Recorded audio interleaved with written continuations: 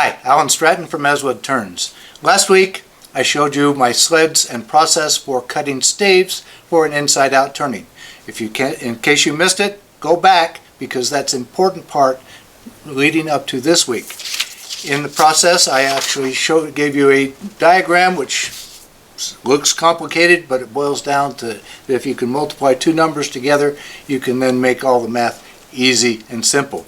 This is for a table saw, which is, in my opinion, much safer than cutting them on a bandsaw. This week it's time to actually make a project with the inside-out process. So here's one of my favorites that I like a lot. It consists of an inner flame. In this case, it's a natural color with padauk. And then the actual inside-out turning is this piece here. I like the 3 stave for this because it gives me nice big windows into the sole of this turning. And then a spindle base, which is fairly standard work. Put all that together and you have a very nice inside-out turning. Let's do it. After the staves are cut, they need to be attached together securely. My choice for a triple stave turning is to screw the staves together. The screws are countersunk an 1/8 inch below the surface. They are also offset a little so that they do not run into each other. With my skew, I cut shallow tenons on both ends, taking care to stay above the screw heads. Then wrap duct tape around the band clamp to contain the tail and give a measure of safety. After marking the extents of my hollow, I am off and running with my bowl gouge, making sure that when the gouge enters, that the bevel is vertical. A scraper cleans it up. I sand with canvas-backed sandpaper, which I hold only from the tips.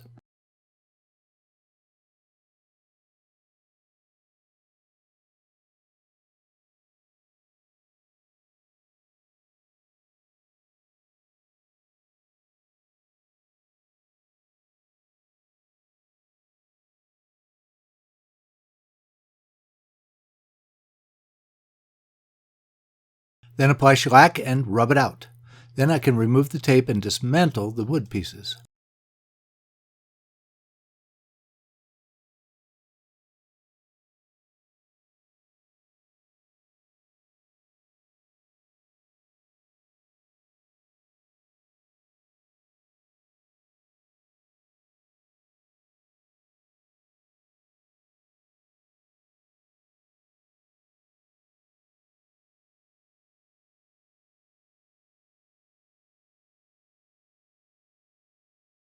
After a quick rub on sandpaper to remove any fuzzies, I can apply glue.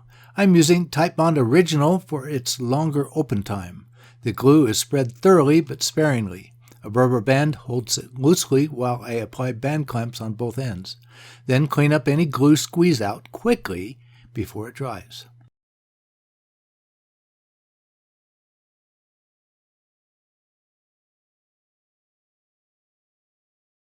While the glue dries, I will turn the flame to go inside the turning when it is ready. This is padauk, enough for 2 flames. It is mounted between centers. It will be mounted to a 3/8 inch hole in the bottom of the inside-out outer flame. So that I know what I'm dealing with, I am turning the 3/8 inch tenon for its base first with the skew peeling cut, then with sharpened end wrenches, then just a touch more to take it to size.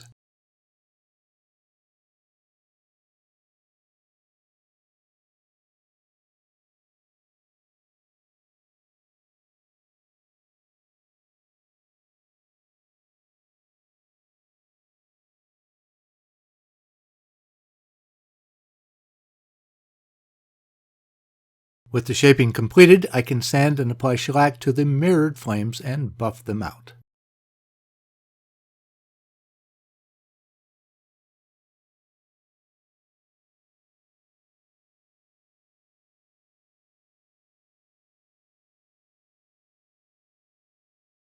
With most of the work complete, I can separate the flames, then mount again in long-nosed jaws to sand and finish the tip. The glue is dry now for the outer flame. Again, at the lathe, the top end is inserted into a large chuck. Before tightening the jaws, a cone center brings it as close as possible to the original axis.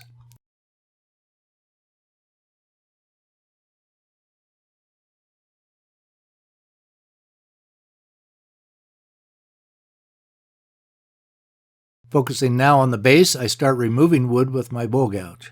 My objectives are to remove the wood where the screws are, cut a smaller tenon, drill a hole for the inner flame, and shape the bottom of the flame. This is now a balancing act. The more I reduce the diameter, the larger the windows become, and the smaller and thinner the staves become. I have to stop frequently to assess progress. The width of the stave starts to get consistent. Actually, I am cutting further towards the top than I should because the staves get narrow and thin. This chance for a disaster grows. Okay, enough of that. Let's finish the base by thinning the curve at the bottom. I probably should have focused on the base earlier. I measure and mark for a smaller tenon, then cut it with my skew. Then work to thin out the bottom of the flame void and round off the base.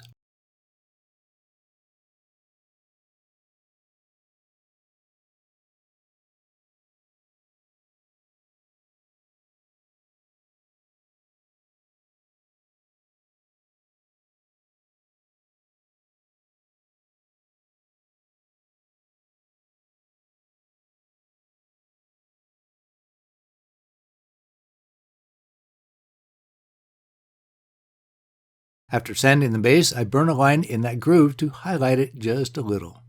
Then apply shellac since this area will be next to the chuck in just a minute. By the way, I should have drilled the hole for the inner flame now. It was much harder to do later with a handheld drill.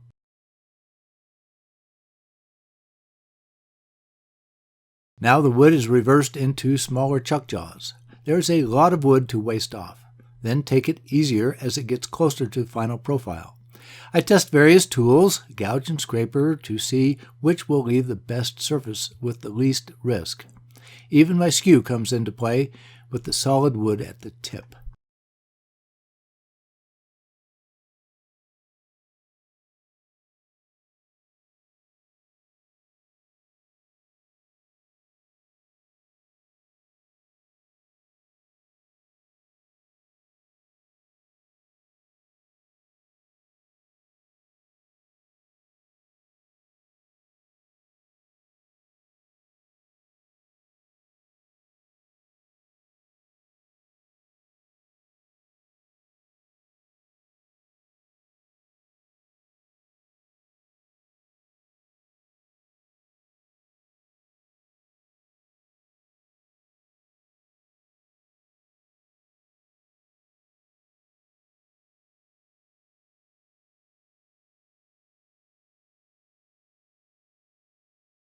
Last chance to sand, I use strips of canvas-back sandpaper held at the ends. This enables the sandpaper to bridge over the stave gaps. I also sand at a much higher speed than otherwise. There is a risk of sanding more on the leading edge of the stave. I think the higher speed minimizes this effect, up through all the grits. After the heavy sanding, trim off the tip. Then, after lightly sanding only the tip, I can apply shellac. No heavy buffing this time, since the leading edges of the stave would slice up my fingers. All that is left is to turn a short base and glue it all together. I like the updated saw process for 3 or 6 stave projects, and I like the padauk effect for the inner flame. I like the wider windows coming from this 3-stave process for this project. Please give this video a thumbs up, subscribe on my website because it is more reliable than YouTube to let you know, and tell your friends about my videos. I appreciate your comments and questions. Every week I create a new wood turning video, and please wear your full face shield whenever the lathe is running. That's my best safety tip. You are worth saving, and that can help.